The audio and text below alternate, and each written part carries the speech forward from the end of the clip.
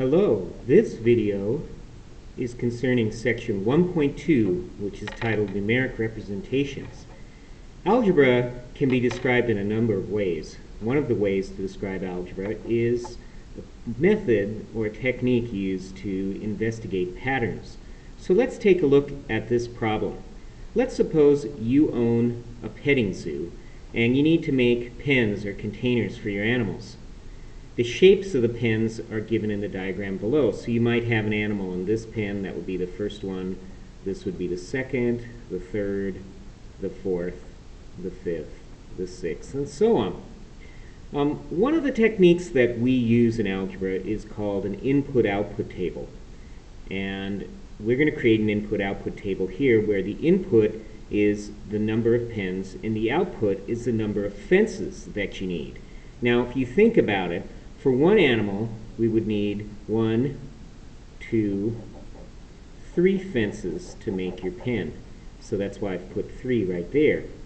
For 2 animals, I would start with these 3, plus I would then add another 2, right? So it would be 3 plus 2, or 5.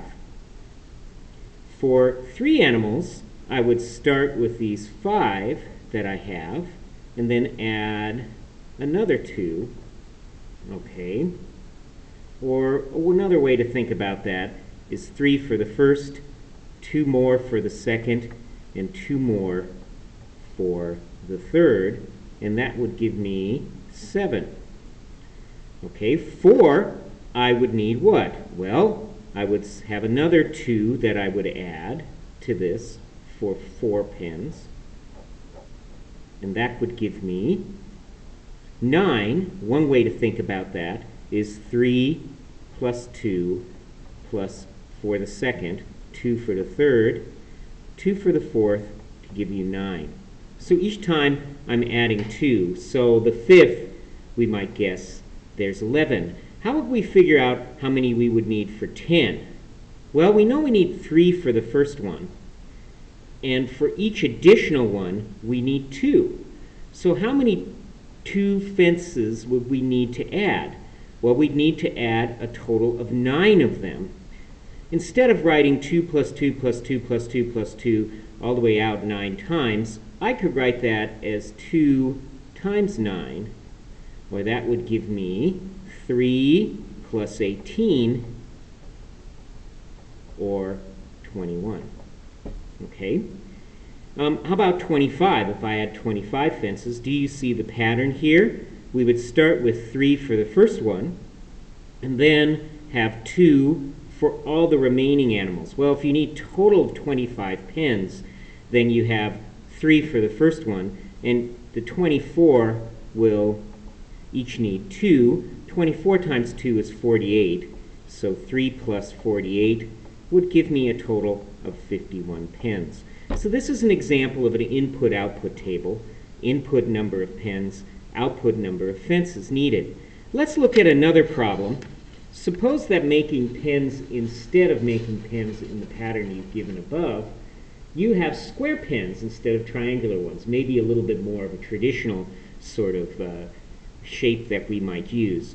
For one animal, you would just need these 4 pens right here. For 2 animals, you would need 4 for the first one, plus another 3 for the second one, right? And that would give you a total of 7.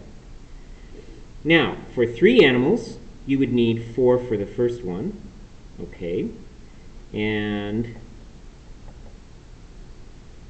3 for the second one, and 3 for the third one.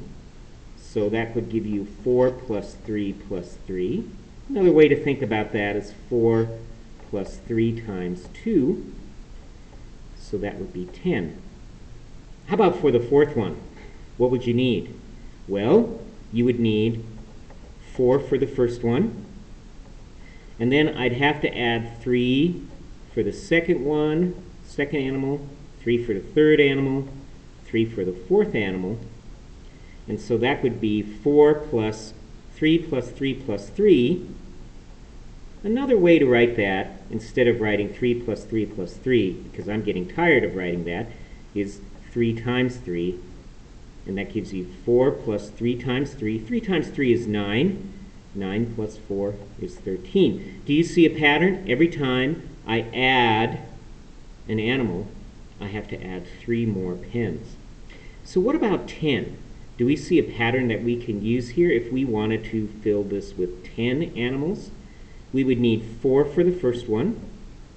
And then, since I have a total of 10 animals, I need to add 3 fences how many times? Well, I need to add 3 fences 9 times. An efficient way to do that mathematically is to say 3 times 9.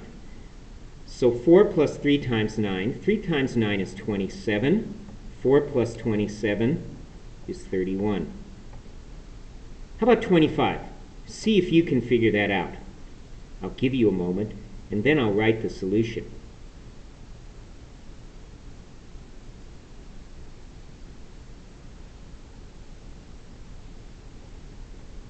Four for the first one, plus I have 24 animals left.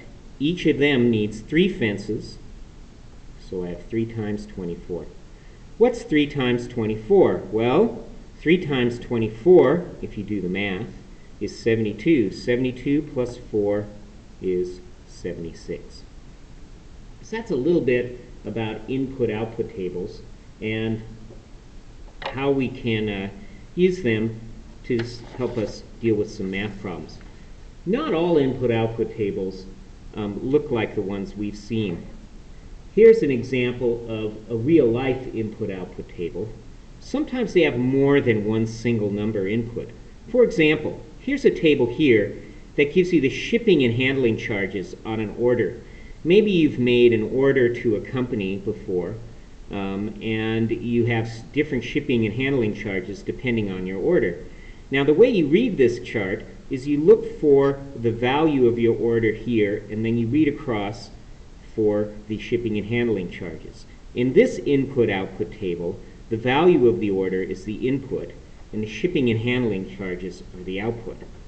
So let's just look at a few examples here. Let's suppose I make an order for $35. Well, where would $35 be in this table? Well, it's not there. It seems to be between $25.01 and $50. So my shipping and handling charge would be $8.95. $50. Well, which one does $50 belong to? You'll notice that this has $50 and this has $50.01. So this still belongs to the second row of your table. So that also is $8.95. $100.02. Which of these has $100.02? Well, let's see. Well, looks like right here is between $100.01 and $150. So $100.02 would be $14.95. Finally, let's take a look at $565.34. That's quite an order, but if you use that one, which one of these belongs to that? Notice this says 300.01 plus. That means $300.01 or greater. Since this is greater than $301.01, it would be $21.95. So that's a little bit about input-output tables. In our next video, we'll take a look at some review of sets of numbers.